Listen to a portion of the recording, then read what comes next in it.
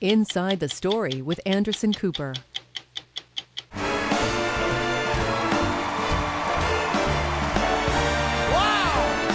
This week on 60 Minutes, I'm profiling Tony Bennett and his efforts to get back on stage, suffering from Alzheimer's.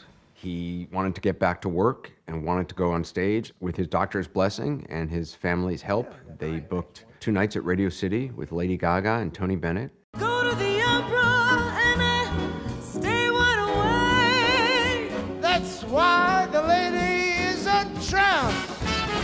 Here's Anderson Cooper. Hey, Tony, Hi. how you doing? Nice to see you. Tony has a hard time holding a conversation. You know, his Alzheimer's has really progressed. How did you feel about the concert the other night?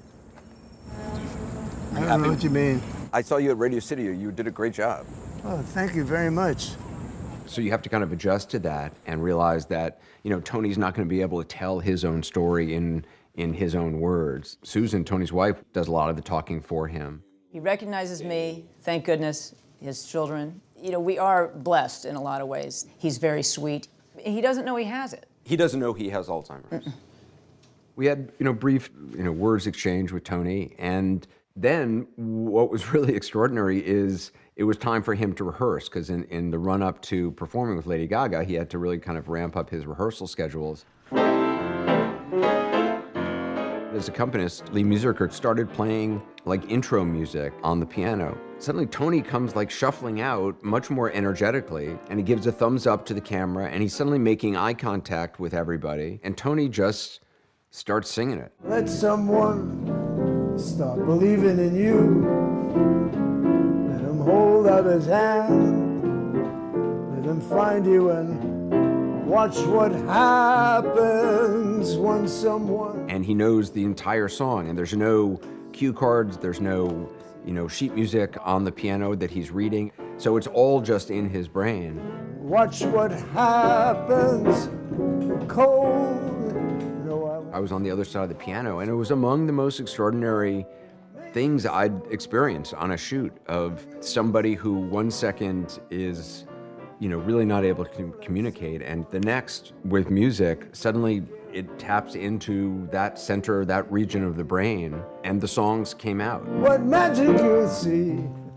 I'm old-fashioned. I love the moonlight. I love old-fashioned things. It's a pretty good song, isn't it? So if I'm old-fashioned, I'm old-fashioned. In 1995, Ed Bradley interviewed Tony Bennett for a piece they called The Crooner, and Tony was 68 years old at the time. For me to make everybody forget their problems for an hour, it feels like a very noble job to me, and it's just, I try and make people feel good. How you doing, handsome? Okay. And obviously, it's a very different Tony now. And, when we got there, we sat down with him, and he was looking through some old scrapbooks. We asked him about some of the pictures in the scrapbooks, and it was very clear that Tony could engage if you asked him a direct question, like, who's this? You remember that picture? That's my mom. That's your mom. But he didn't really necessarily have a memory of the event that the photo was of. It was at first a little awkward, as as with anybody when you're dealing with somebody who has a form of dementia, to figure out what's the best way to talk to them, and what is the best way to connect with them and communicate with them. Does Tony know his own name? Yes, he does, very much so, because he's a performer. Dr. Gayatri Devi is Tony's neurologist, and she diagnosed him. So he knows he's Tony Bennett. He knows he's Tony Bennett, and he knows how to behave like Tony Bennett. So when he's in the office and if there's a fan who says, "Oh my God, it's you, Tony Bennett," then he gets all, he says, "Well, thank you." And so he changes in that moment. You can see him change and become Tony Bennett, the performer. And because he's been Tony Bennett, the performer, his whole life. Right. And so that's an area of the brain that's just so an innately hardwired part of his brain. And it's also an area of his brain that gives him real meaning and purpose in his life. And it's imbued with emotion. I mean, that's the other thing about music that sets it apart, is that it is a part of the brain that's very emotional. Music is housed in different parts of the brain, including parts of the brain that deal with emotion, and therefore it's easy to be moved by it when you hear it.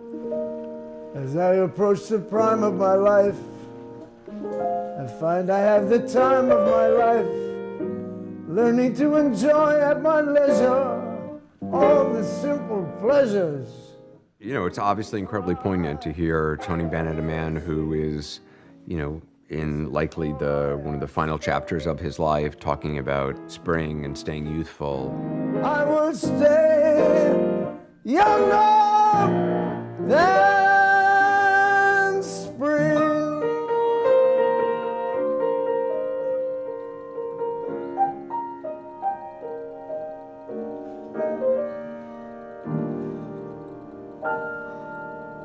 Perfect. Being there in that room, yeah, I found myself tearing up, and you know, it was really an emotional, amazing moment. Well, that was really one of the great honors I've ever had. Thank you. Tony likes to say he's in the business of making people feel good. Yeah. And he still is. That's it.